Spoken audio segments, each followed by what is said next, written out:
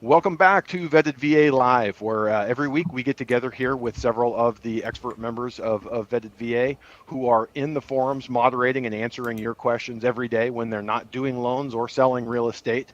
And today I have a great group, sort of both coasts. We have no one from the center of the country today. So on the top row here with me, I have Thomas Sloan. He's out in New Jersey with Capital First Mortgage. Thomas, why don't you tell us a little bit about yourself and how you found your way to Vetted VA here and helping veterans? Sure. The most direct route is I went to an event in Miami and met up with Nathan and Chris, and we just sat on the beach, hanging out and talking about life in general. And later on, I reached out to Nathan. I said, "Hey, how do I become more proactive when it comes to helping veterans in the process of getting a mortgage? I feel like I'm more reactive, and I need a little bit more information, like I have with conventional or FHA." And he said, "Why don't you join Better VA?" And I was like, if that's an option, sure. So here I am, put in the work, got here, and working every day. Awesome. And down here on the bottom row, I've got Steven Chismedia in San Diego. You're with Best Equity Property Solutions. How about yourself? How did you hook up with Vetted VA? You're I in no obviously longer a veteran heavy area there, a VA heavy market in San Diego. so no longer with Best Equity Property Solutions. I've had a few transitions. There was a falling out. Love the company. Nothing negative to say about any of them at all. So I just want to correct that. That might be my fault on my social media profile, but just want to make that clear. And I'm with Nationwide Home Loans Inc. And they're local in Carlsbad, California. And I hooked up with Vetted VA because basically just knowing people within the industry and doing a lot of Vetted VA loans. And I was in Vetted VA for a while before everything kind of changed and shifted. And then I was removed and I didn't understand why. And then I figured out why, because they wanted to make sure everyone was vetted, everyone knew and was knowledgeable about all of the guidelines within the Vetted VA handbook. And I actually really appreciated the way that they put testing in place so that we all would be basically cohesive with the guidelines to help veterans understand their unique situations. And absolutely, veterans have unique situations. The loan guidelines are pretty much the easy part. It's all of the little unique pieces of the way the VA approaches it and the unique scenarios that veterans have. Rodil, this is your second time guesting with us here on the show. You are in the Bay Area. Yeah, it looks like we may have had your video lock up. You want me to maybe pull you out and then see if you can come back in? There, it looks like you're good there. Josh. Yeah, I think I dropped for about 10 seconds there. Perfect. So tell us a little bit about your background and how you found your way here to Vetted VA. I'm up in the San Francisco Bay Area, loan officer since about 2005. And a couple years ago, I started focusing my business more on VA loans. And I knew a few people who were already in Vetted VA. They told me a little bit about the group and how it's sort of unique among real estate groups or loan officer groups that help veterans their VA loans. And I wanted to find a way to become, well, two things. One, become better myself at working on VA loans and helping veterans with them, and finding a group of like-minded other real estate professionals. And I definitely found that here at Vetted VA. Been a vetted member since, I believe, October last year. Awesome. So if you're watching at home and you have any questions, we are open to answering any and all questions you have. It's part of the benefit of being here live. The topic that we're going to be covering tonight is 3 important things you need to know about pre-approval. We're going to go through a lot more than just 3 things. As we've transitioned over the last year from a market that was dominated by refinances, and now we're heavily purchase weighted, it's really important for you as a buyer to understand the pre-approval process, what it should look like, and what the benefits are to you and the other parties in the transaction. So with that, why don't we start it off with Thomas, you want to tell us what a pre-approval is? When someone is told, hey, you need to get pre-approved, what does that even mean? I think pre-approval is a spectrum of ideas, really dependent on the professional that's doing the pre-approving. I believe a real pre-approval is almost an underwritten loan where you have a conversation with the borrower and really understand where their financial position is. You identify any potential roadblocks in the way ahead of time. You collect all documentation. You do, of course, do a credit check. You really analyze all of the details before even getting into the point of how much can you afford. I think that pre-approval is a much more solid definition there if you're doing that due diligence up front.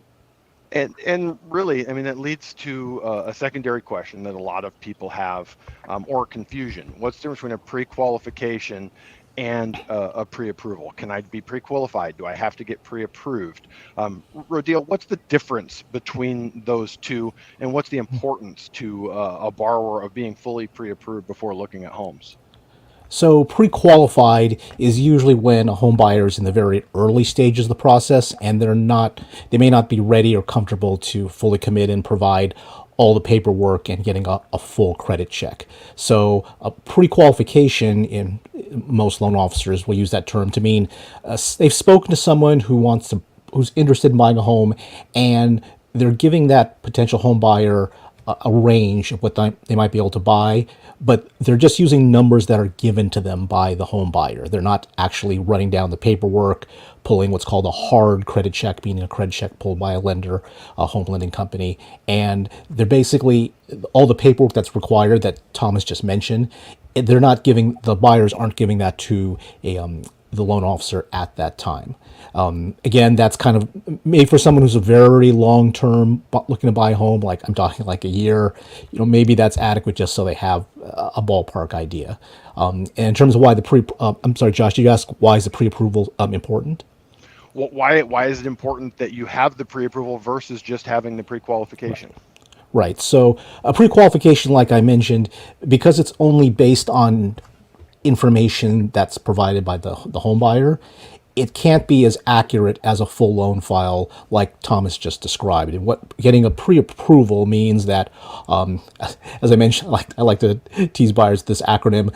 We need to see your CIA, your cash, income and credit information, and financial assets. And when I say we, that ultimate means the loan underwriter, because they're the person who's the human who's going to make the decision for approving the loan. And having a full pre-approval, meaning at the minimum it's gone through one of the automated underwriting systems, or better yet, a human loan underwriter. That means that the borrower's loan file has been basically examined, it's fully documented, and really at that point, all that's really needed is the property address. It checks out. It has the owner has clean title. They're able to sell it, and the property is in good condition. That's all that's really left if a home buyer is truly pre-approved. It puts them in the strongest possible position to move forward and buy a home.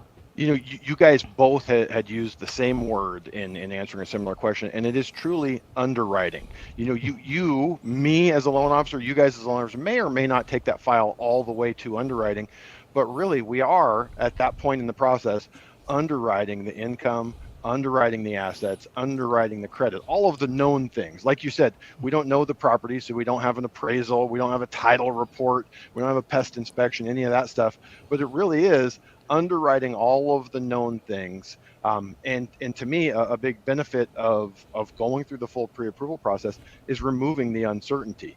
Yeah, there's a little bit of work that goes into providing that documentation and getting it over to your loan professional, but it eliminates so much potential stress and heartache and headache, and then it leaves just the unknowns that once we have a known property that we can sort of fill in the blanks.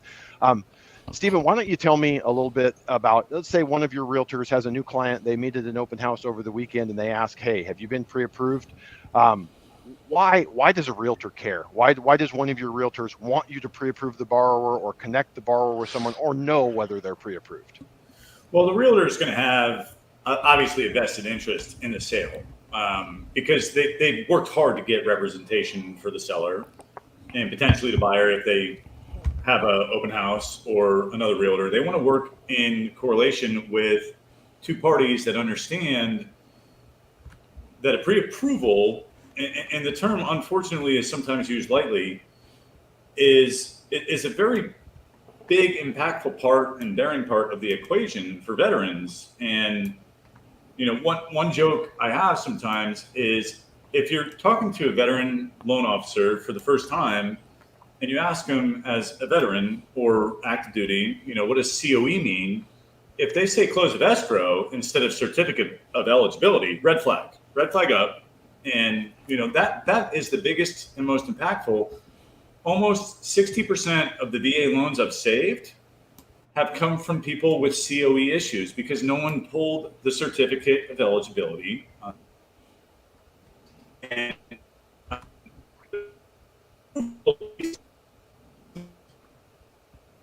Stephen, I think we're losing you there. We're having a little bit of a connection issue from that end. Are you guys able to hear Stephen? I hear him. He's breaking up. Okay. Well, his connection will come back here better in a second. But what he was talking about is something that's really, really important. And the VA has actually taken some steps to improve the process and make sure you can't get too far into it without getting that certificate of eligibility. If we're trying to qualify someone for a VA loan, if they don't have a certificate of eligibility, they're not going to be able to get that loan. They may be eligible, but not be able to get a certificate of eligibility. Thomas, have you had any experiences, or Rodil, either of you, where you have a borrower that you know is a veteran and is eligible, but have not been able to get that certificate of eligibility, or had a longer, more drawn out process needing to get that to be able to complete their pre-approval?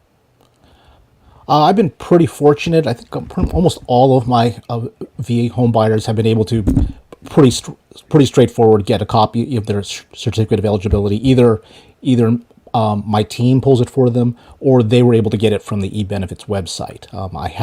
I do know people have had more difficulties, and they actually need their DD 214 form, possibly even going all the way back, I think, to access the National Archives for their records. But I found for most people, if they've served probably since 1995, the eBenefits website, or a loan officer like ourselves, is able to pull a copy of their certificate of eligibility.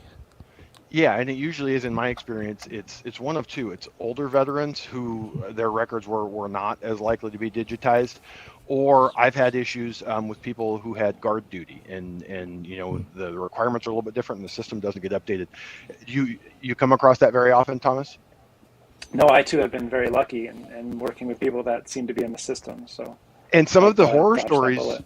if you guys have been watching, some of the horror stories, the worst ones that we see in the forums, people asking questions, are when they get into this position where they're not able to get their certificate of eligibility, or they're having to jump through some hoops to get it. Like you said, Rodil, researching with the archives and going through that. So, Stephen, you were making an excellent point there, and that for some reason we had lost you, making that point about how essential it is to get that certificate of eligibility and early in the process. Do you remember where you were when we lost you?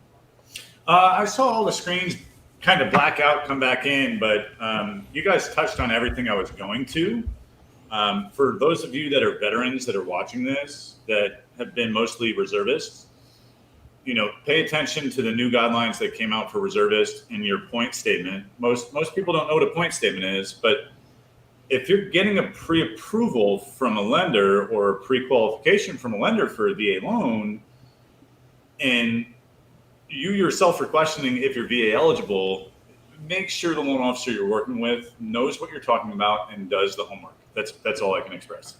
And it really is, it's a first step. You can go to eBenefits and pull it yourself. Your loan officer can pull it right away. As soon as we're talking to a veteran, if you haven't done it, the first thing we're going to do when we have that loan application is jump in. And it is shocking how many loan officers don't do that and just go, oh, great, you're a veteran, you're eligible, and go down that path. And you may know full well that you are approved, but Stephen, kind of you were mentioning that the deals that you had saved were ones that had gotten way far into the process before they had that certificate of eligibility. And I've had some, the market's been so hot the last couple of years. I've been brought in to try and help something late in the game, and the sellers just said, we're going to move on because we've got other buyers. So fortunately, in the current market, it's a little bit slower. You probably would have a seller cooperate because those people weren't wrong. They knew they were eligible. It's just we have to have that certificate of eligibility in the file before we can move forward. So why don't we talk a little bit about, again, we say realtor has someone, sends it over to one of us for a pre-approval. Thomas, what does that process look like? Where do you start with someone when they're sent over to you for pre-approval?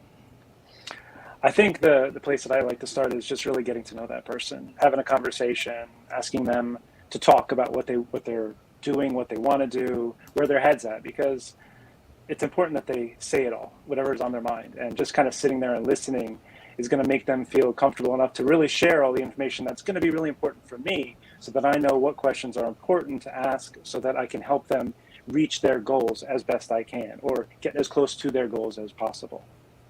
So that's And Rodil and Stephen, would you say the same thing? It's starting with a conversation. I know there are loan officers out there that will just send out a link. Hey, start with the application, and that's really it's dry data. I'm with you, Thomas. I like to start with that conversation, get to know the borrowers, why they're wanting to buy, what their hopes and expectations are, what their fears and worries are, and get their questions answered before I even jump in on mine, because a lot of times answering their questions and letting them talk, we'll get a bunch of our questions answered. You have your notes out and writing things down. I don't know about you guys, but I say we get 30-40% of the information we need out of the borrowers before we even start asking our questions, when you ask them enough open-ended questions to tell us a little bit about their goals. Rodil, you want to go, or can I jump in here real quick? Stephen, go ahead. Okay. I've come to realize this industry has been a little bit spoiled with where rates were, okay? And the online application and all that other stuff, particularly with VA buyers doing a streamline, it's simplistic, okay? But in this ever-changing dynamic of a market, we're talking pre-qual versus pre-approval. I've realized the loans that I have issues with are the loans that I send directly to an online application versus having a full-fledged 30-minute conversation up front, know where they're at, know what their risks and everything is equated to it. I think the personal communication not only is monumental for reputation and, standing tall in this business, I think it alleviates and eliminates a ton of mistakes that can happen based on what clients put in online. I'm sure both of these guys would agree with that. Yeah, what are your guys' thoughts on the online application? Is awesome. I started doing this back in the 90s. I mean, we barely had the internet, so an online application, no one had even thought of that. So there were people who would send the 4-page loan application at that time to borrowers and expect them to figure it out and fill it out. Some people would do it over the phone. How have you guys integrated that technology into your pre-approval process, and how does that benefit you, and how does it benefit your borrowers and clients? I would say the online loan application process, it is physically probably the easiest way for both to get borrower information and documents.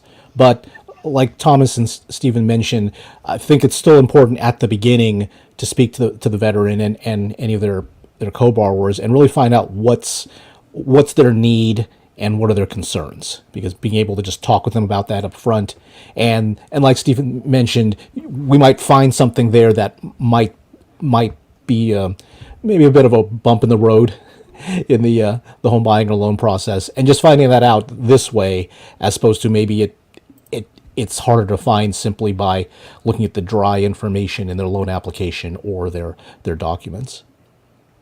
And go ahead, Thomas.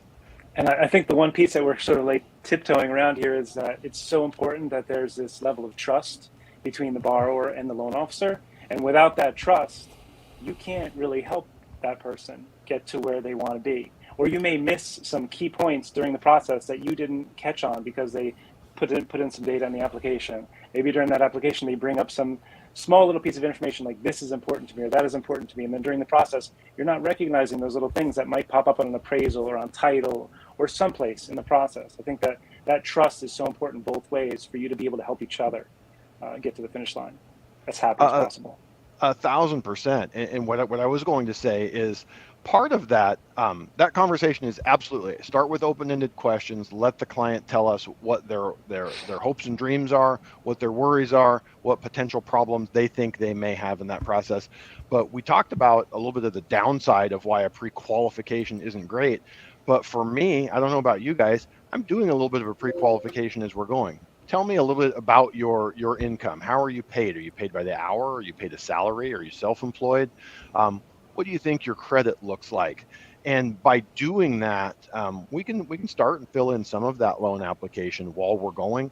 But at the same time, it allows us to tailor our requests and what we're doing for the borrower, so that we're not asking them for things that don't apply to them. And in addition to all that, it's great for us to go through and be able to custom tailor the process to them. But most importantly, Thomas, what you're saying is it's important that that person feel heard. Every loan officer knows what they need out of a borrower to get them approved and get the loan closed, but it's a much more emotional experience for the buyer. It's real. It's going to be their home. It's going to be their biggest debt that they've had, probably the biggest asset they ever own. So really that front end conversation is the most important part of it. Once you guys have finished it, why don't each one of you just kind of tell us, what does it look like after you've had that front end conversation with the borrower? You've got a good handle on what they want to do, kind of where your target range is to get them qualified for, what type of property, that type of stuff. Where do you guys go from there? What is next for a borrower once you've initiated that first conversation and got a good base of what they're looking for? Thomas? It's a good question. I mean, I can jump in. I guess. I'll jump in. So what I'll do without some other aspects of technology and things, I'll do a bare bones spreadsheet. I'll say, what's your budget? And I'll send them an email that is their max qualification versus their budget. And I would say with veterans, 9 times out of 10, their budget is way below their max qualification. So we focus on the budget.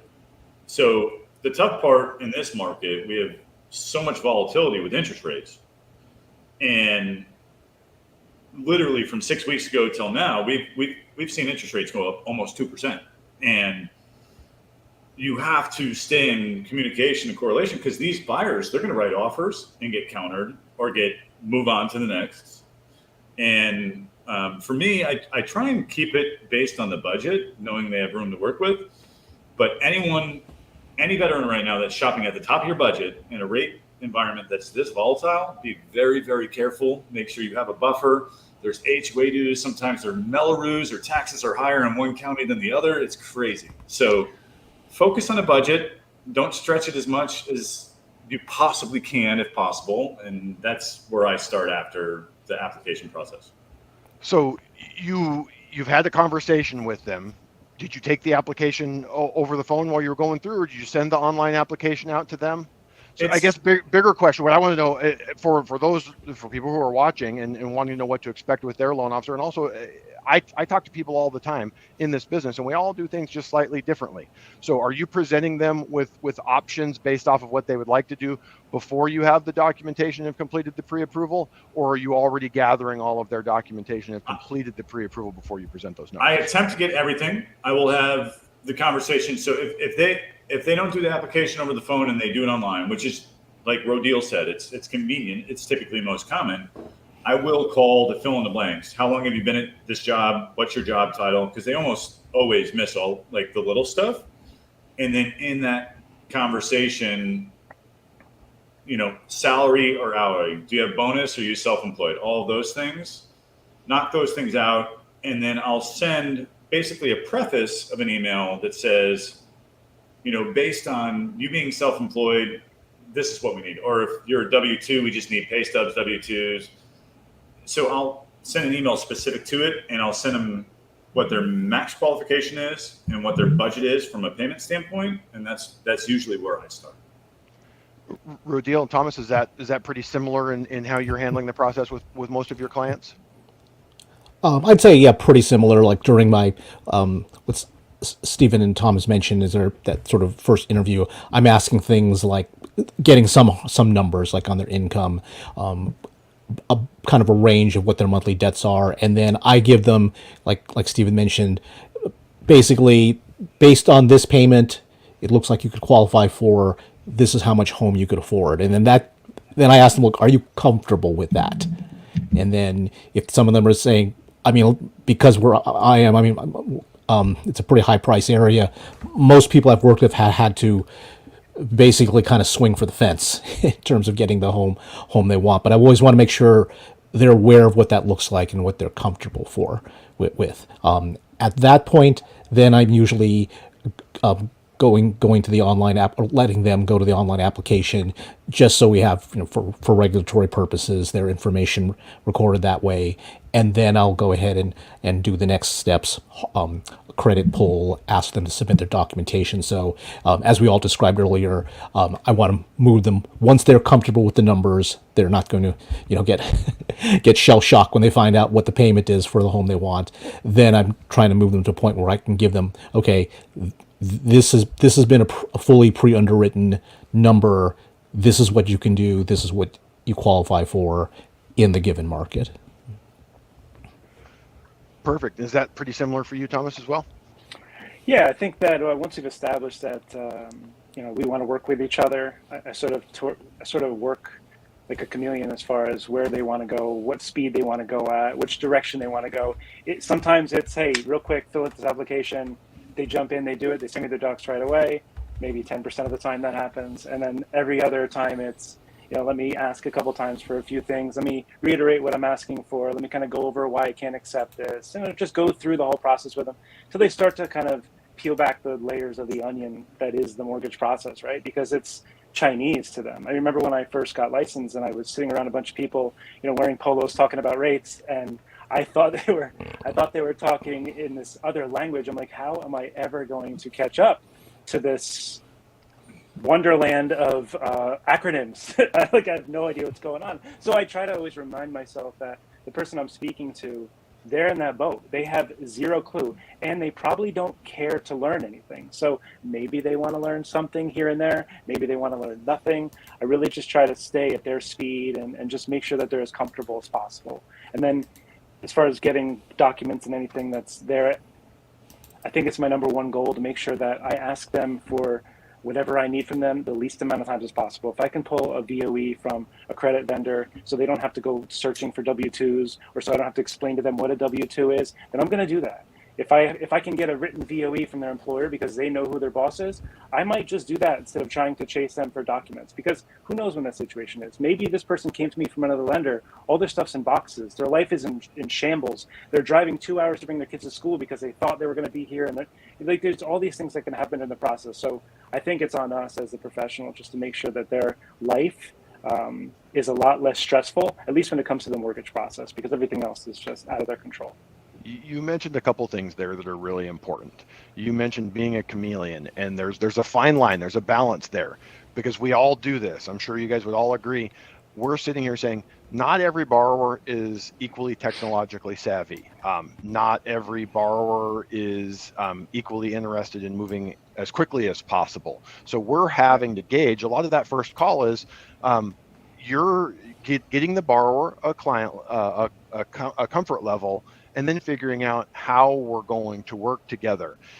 Most of us use a point of sale software, whether it's, something like Maxwell, Flowify, whether it's built into Arrive, your loan origination software. It's some type of software that will gather and pull that documentation in. Well, strangely, not all borrowers are comfortable with that, want to use it. So it's important for us as the professional to say, there are some limits of it has to go this way so that we know we're getting you the outcome that you want, but also being flexible for the way each different borrower works. Stephen, you have any thoughts on that of how we can be both flexible to a borrower, but making sure that we're going down the path that's going to get them to the successful outcome that they want? Yes and no. I mean, so obviously in our industry, you always want to cater to the borrower, and the circumstances are different, and some people get the cart in front of the horse, and some people try and run the horse too hard, and you kind of just have to talk them through of, hey, you're not ready for this, or hey, we're going too fast, we need to fix this. And I've transitioned a few times recently, like I mentioned earlier, and it's tough because every LOS is going to be a little bit different. Every CRM is going to be a little bit different. I try and focus mostly on personal touch, but right now in this market, the best thing is, and I'll tell all of you guys that are originators watching this, pick up the phone, call your favorite clients that you work with. Just say, hey, what's up? I'm not calling you to refi because your rate's fantastic. Congratulations that we got this done a few years ago. But right now, that's still just your voice on the other end of the phone. And from what you were referencing on the borrowers, you have to hold a little bit of control, because a mistake that could create a rate lock or rate extension, or if you lose a rate lock, it can be monumental in a market like this. And you have to make sure the clients are at least aware of those things so they take them seriously. It's super important that there's a balance there. I'm sure you guys get the same complaints. Someone will call, I talked to this other loan officer and he just kept asking for this, and wouldn't be flexible. But at the same time, we are trying to get to a finish line, and there are some things that have to be done. Rodil, something that you had brought up earlier that I think is really important that we circle back to. When we're talking about the pre-approval process, where we're at right now is you've probably had an upfront conversation with the loan officer. You guys got to know each other. You've told them what your goals, outcomes, and objectives are that you want. You've provided some information and documentation, and you've seen some numbers that give you a range of what you're looking at. But what you had said was automated underwriting. Why don't you tell the people watching at home what automated underwriting is, why it's important at this point, and what role it plays in you telling them that they are pre-approved, and also the pre-approval package that you send out to realtors. And when he's done, you guys jump in with any thoughts you have on that as well. So for most home buyers in America using what's commonly called either a conventional or government loan, VA, FHA, or USDA loans, those loan files, once we have the information we just described here, a full documented file, then usually the first step after the loan officer and maybe the loan processor do some scrubbing, meaning they've looked through things like bank records, pay stubs to make sure there's no irregularities that just jump right at us or questions. Then once the information is complete, then the next step is generally running it through what's called an automated underwriting system.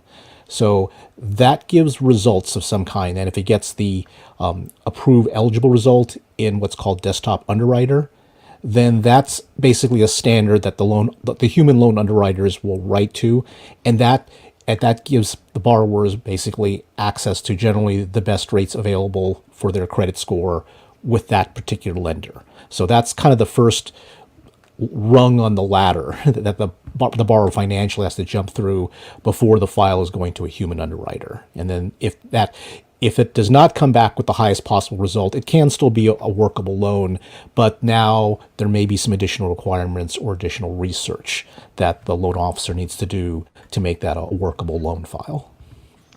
So, Thomas, what does that process look like? Because this is something I'm thinking of myself when clients provide stuff. What has to happen between me as a borrower giving you my loan application, giving you my supporting documentation? Do you just push the button and run that right through automated underwriting, or what has to happen? What work do you and your team do with that file before it's ready for the automated underwriting? Well, I think it's important that you know the guidelines and that you're matching up those guidelines with your borrower and their financial situation. If you're asking for documents that are cookie cutter because it's this type of loan, and you're not really looking at the specifics of this person's financials and really kind of going into, all right, well, I have experience with this, so I think maybe I should ask to see, hey, do you have a retirement account that has some extra reserves or something? If you're not really looking at things that typically go with these types of borrowers and you're running this system, you may get this result that's approved ineligible because you didn't ask the right questions. So I think it's just really important to really scrub, understand your guidelines, and then be flexible. So if you do get that result that you're not looking for, that ineligible, you know what to look for that could perhaps make that file eligible or make that file stronger as far as risk is concerned to the lender. So there's a lot of cleaning of that file. One of the things that I get is borrowers will see their loan application when it goes out with disclosures, and they'll say, well, that's not right. I make more money than that, or I make less money than that. And it's important for you as a borrower watching this to know that you have an idea in your head of how much money you make, but there's an accepted way of calculating income for an underwriter's purposes. And same thing with debt. Some debts can be excluded, some can't be excluded. So what we're doing once we gather all that documentation is going through and reviewing and cleaning it up, because the automated underwriting system is 100% garbage in, garbage out.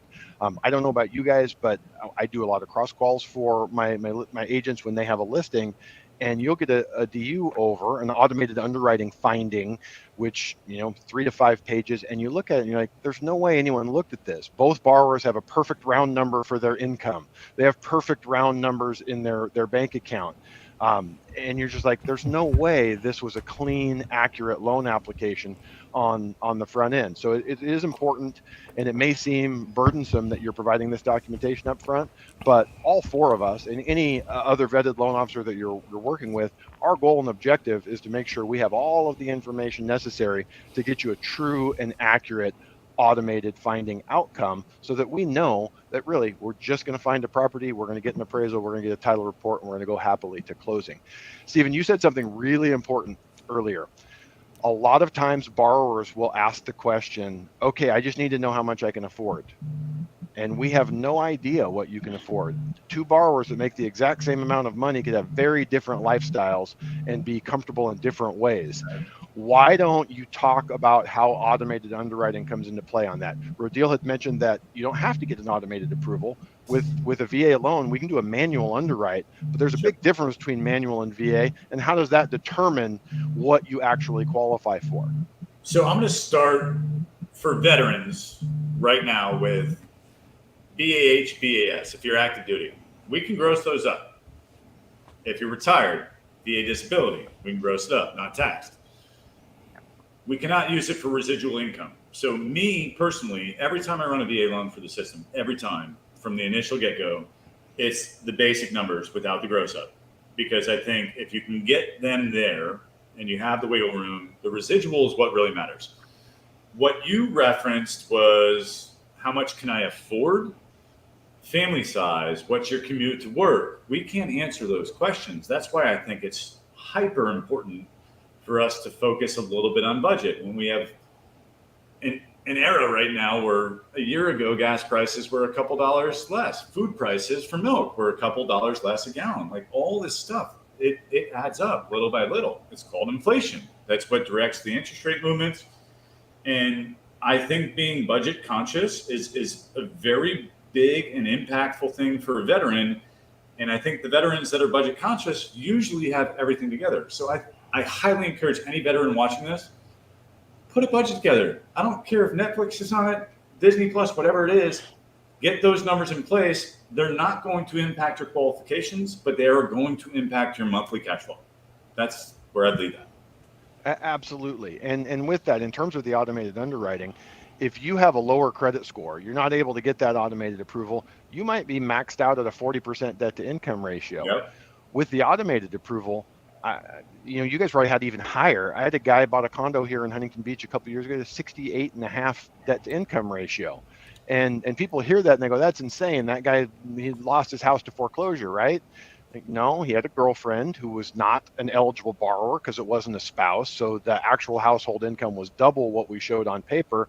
But with the residual income calculation, that automated approval will allow you to go to a really high debt to income ratio on a VA loan, much higher than almost any other loan program. And yet VA loans have the lowest default rates because of that residual income calculation.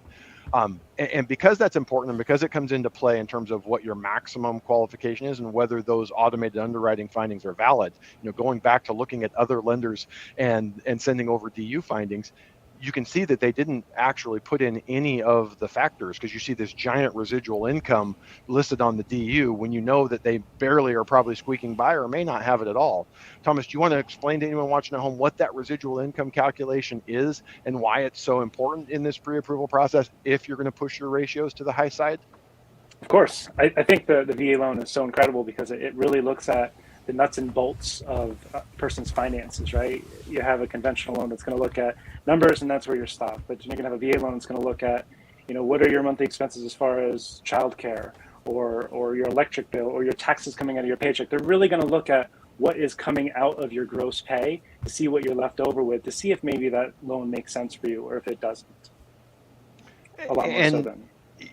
Absolutely. And one of the things we talked about, it doesn't capture lifestyle stuff. So you may be the guy that eats out to dinner every night versus the person that makes a $3 meal at home. It's not going to capture that, but it does a really good job. The reason why it's predictive of default and who may end up having troubles in the future is it does capture your utilities and childcare and the things that you can't cut out. If that guy that likes to eat out to dinner every night has some hard times, he can eat, make and cook something at home, but you have to keep your utilities on for the most part. So now that we have a pretty solid idea of what the process looks like, what you should expect, what your loan officer is trying to do in that process to get you some certainty, let's go and answer a big question. I'm sure you guys get this all the time. People say, cool, I'm pre-approved. How long is my pre-approval good for?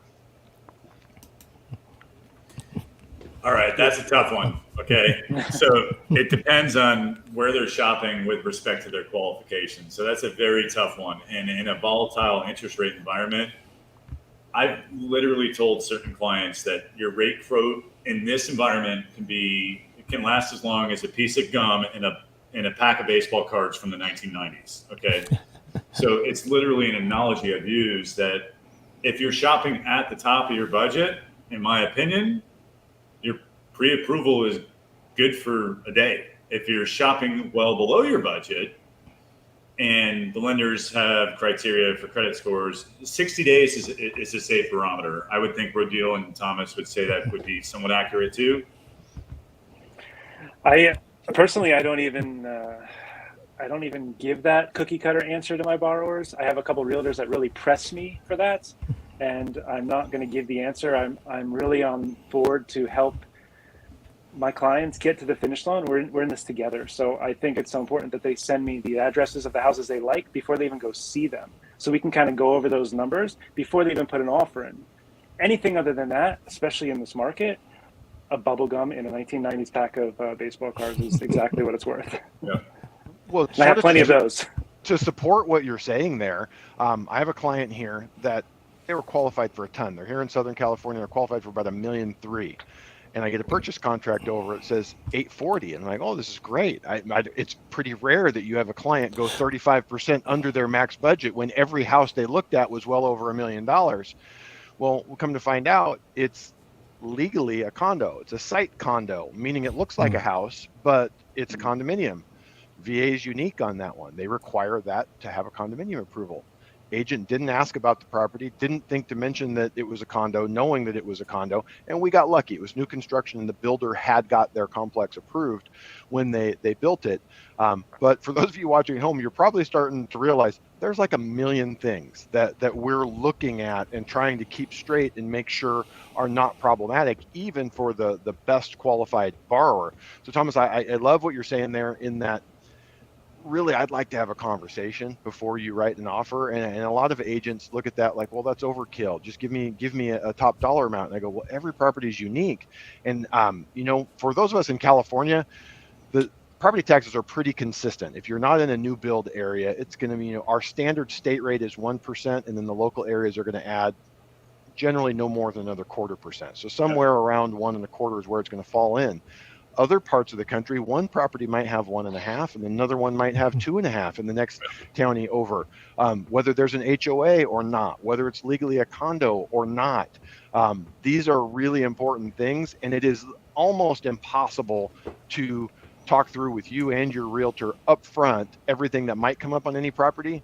But if you tell us a property, I can pull up a title profile on that and know everything that I need to ask and be aware of.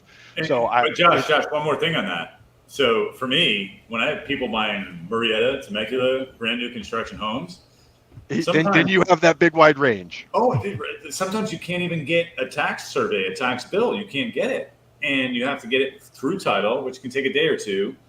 And you're assuming what taxes will be. Whereas that's why it's so important what Thomas said. Give me the address. Then we can make the request, get that information back, and say, hey, by the way, 1.25 standard here, but the tax rate on this house is actually 2.2. Makes a big difference. Big difference, especially on a $700,000 or $800,000 house. And there's a million little different things in there. So kind of going back to the question of how long is a pre-approval good for? I think we all agree that we love Thomas's answer. Give us the info up front. Let us reconfirm that pre-approval before you go out and make an offer. What I like to tell people is it's good as long as all of the underlying information remains the same. You didn't lose your job. You didn't change jobs. You didn't change industries. You didn't buy a car. You didn't miss a payment. You didn't go spend all the money that was in your bank account. And like you said, Stephen, rates didn't shoot up 0.5%. Any and all of those things can change. For the most part, the documentation in the file is good for about 60 days. And a credit report's good for longer than that. Pay stub needs to be more recent than that. But as long as your underlying information hasn't changed, your pre-approval should still be good. So assuming that that you finished the pre-approval, you're giving out pre-approval letters, they're writing offers, what should your clients be expecting at this time? I know a lot of people, they just, here's your pre-approval letter, let me know when you have a contract. Rodil, what do you do, or how do you stay in contact and in communication, and what should your clients expect from you during that process after they've been pre-approved and while they're shopping? I'm usually trying to keep in touch with them on a bi-weekly basis, just to give them an update on, as Thomas and Steve mentioned, especially interest rates changing, because that's the one thing that might change that they're not going to keep track of. I mean, they'll know, if their income changes or the money in the bank changes, hopefully only going upwards, but just to kind of keep touch with them and let them know, okay, especially if there's a change on our side in the interest rate environment, as it's been very up and down by, to a large degrees, even just on a daily basis, it seems, for the last couple of months. So I try to just keep in contact with them about twice a month, and then just kind of encourage them, find out maybe their needs have changed, or maybe now that they're looking at homes, maybe what they're looking for has actually changed from when we first spoke. Because that, as you mentioned, that can make a very big difference on our end. If they were looking at detached homes, what people call just a standalone home, and now maybe they realized, oh, I really don't want to take care of a big backyard or a front lawn, so I want a place like a condo or townhome where that's going to be taken care of. Well, now we have more numbers to deal with. Now there may be a homeowners association fees to pay for, or like you mentioned, if it's a condo, it has to be VA approved. So that's kind of my interval. And then I always emphasize to them, I tell them, look, you want all those numbers you told us about in the beginning, you want to keep them frozen like Han Solo in a block of carbonite. Because anything changes there, then as we all said, look, your pre-approval is as good as all the numbers it's based on. If the interest rate changes, like if the interest rates go down, then sometimes we can tell them, oh, you can afford more at this time. But if anything changes, someone gets, like you said, someone's car has a huge problem, they need a new one, or some other speed bump in life happens, we have to know about that. So, we can smooth the road out going forward from that point. So really, it kind of in answering how long is the pre-approval good for, and what you just told us about staying in contact every couple of weeks, you hinted at some an additional question there. Thomas, what should people not be doing after they've been pre-approved and before closing on their purchase? Anything in regards to your job, your credit, or your bank account. Those are the three things that you should not be changing at all unless it's for the better, like increasing your assets, like Rodil said, or getting a raise, that's great, or taking on any new debts, no new car loans, or opening up an account with the furniture store down the street because you're going to need furniture. This is things that if we don't say it up front, this could happen, and it could really stop the process in its tracks. At a minimum, what I would say, don't do anything without talking to your loan officer. You don't need your loan officer's permission. You need to have a discussion. Say, hey, this came up. The car engine blew up. I need to pay for the repairs, or I need to trade it in for a new car. Here are my options. And some people are so well qualified, and I'm going to say well qualified. Stephen may have had the conversation of what are you comfortable with in your budget? The person says, I can handle a $2,000 payment when they're qualified for a $4,000 payment. Well, they have a lot of wiggle room to go out and buy a new car. But most of my VA, FHA, and first-time buyers in general don't have that wiggle room. So I would say it's really important. Just have a conversation with your loan officer. I'm thinking about doing this. I need to do this. How does that impact my pre-approval? So we've pretty much gone A to Z here. Anything, any of you guys think that we haven't covered that's important for someone thinking about getting pre-approved to know about the process? I'll touch on one thing real quick. A lot of people that feel like they have a lot more to overcome that want to handle things themselves up front from a credit reporting standpoint, from mistakes that have happened in the past. I want to encourage you guys to at least have a professional that knows how to understand credit reports, look at it, tell you which direction to take, because that journey, that mission could be a lot quicker with the right parties helping you. And I'm not even talking about loan officers, just in general, that you might be able to make this happen sooner than later. And we've seen what's happened with home prices. No one knows what the future holds. No one holds a crystal ball. But if it's something that you're wanting to do, wanting to accomplish, put the effort in, put the application in. 95% of lenders will not charge you for a credit report, and avoid the ones that do. And most of those people, if you find the right ones, will tell you what you have to do to get ready to accomplish what you're trying to set yourself out for. So that's my encouragement there. Stephen, all of you guys comment on this. A question I get all the time, or a version of this, is it's too soon, or is it too soon for me to look at getting pre-approved? And depending, you guys had hinted, someone's a year out. Maybe we don't have to do a full pre-approval, but is it ever too soon to start talking about a loan officer to build a plan, even if you're not going to buy for 6, 12, 18, 24 months? What are your guys' thoughts on that? I would say it's never too soon to start, just to at least put together a plan. Because sometimes there's some problems that are easy to fix with time, and they're very hard or maybe impossible to fix if the borrower doesn't have time. As we've all mentioned, but I always like to end these things with this reminder. So to vets, the first step is, and again, because there's no cost for it, is pull your certificate of eligibility. Either yourself or a loan officer to help you, because I've heard stories from veterans who thought they could get a VA loan because they had something else. And as we know, the VA certificate of eligibility, that's your Willy Wonka golden ticket that says, yes, you're eligible to get a VA loan, and how large a loan you can get in the county you're going to buy. As I mentioned, like I've had vets tell me, well, I've got my DD 214, or I've got this or that piece of paper, and no, this is the one you need.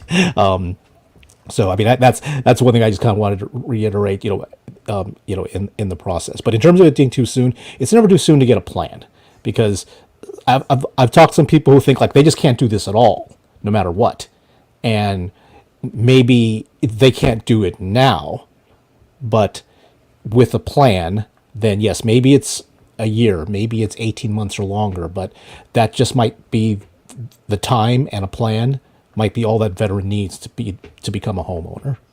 One of the things you just said is really important. We never tell anyone no. The answer is never no. It may be not now. And it's not just, oh, not now, go away. It's not now, but when these things fall into place. Maybe not a veteran and not married yet. When you get married, now we have 2 incomes, we can qualify. When we get this cleared up off of your credit, when you pay off your car, any number of things. And it is impossible. It's hard for us as loan officers to stay on top of all the things that impact your approval. So when I hear someone, I had a lady reached out online last week, and when I followed up, she said, hey, I'm sorry, I reached out too soon. I'm not ready. I'm still doing my research. I don't mean to be insulting. There's no world in which you can Google 1/10 of what 27 years in this industry have told me. And that's free. There's no cost for that. My job is to build relationships with people who someday want to buy a home. And Rodil, what you were talking about is exactly that. Let's talk and get a game plan. Maybe it's reasonable that we do a full pre-approval, knowing that you're 6 to 12 months out. Maybe it's just pull the credit and analyze the credit, and we do some back of the napkin numbers. But it gives you certainty, and it gets you a game plan so that you're not at the 11th hour going, oh, I didn't look at that one thing, and that's going to prevent me from doing what I wanted to do. with that, Thomas, did you have any parting thoughts? We got Stephen and Rodil there. I think you hit it on the head. First of all, a question I've been getting more often than ever is, how much do I owe you? Right? So you owe me nothing. I want to get you to the closing table, because once we do, the lender will take care of me. It costs nothing, but the knowledge that you're going to get is priceless. And a lot of times you may change something about your financial situation that is going to hurt you, and it might be something that you cannot change overnight. It may take 2 years to fix something that you thought was a plan for your 2-year plan to buy a house. A 5-minute conversation can sort of detour you around any of those possible mistakes that you might make. Just a 5-minute conversation with somebody who knows what they're doing. Absolutely. So I appreciate you guys showing up and taking the time here. You made my job easy. A bunch of the questions I was going to ask, you already went ahead and answered without me having to ask them. It's always a pleasure here. And for those of you that are watching, if you're in the Vetted VA Facebook group and you're asking questions, these folks and hundreds others just like them are the caliber of people that you have answering your questions. So if you have a difficult or unique situation and you don't have a trusted advisor yet, reach out through the forum. We'll get your questions answered. Reach out through the Vetted VA map. Find a vetted professional in your area who can get you the answers that you need to your specific situation, because everyone's situation is unique. So with that, we'll be back again next week with another topic to cover. Rodil, Thomas, Stephen, thanks for joining us, and you all have a good night. Thanks. Good night, everyone. Talk to you all.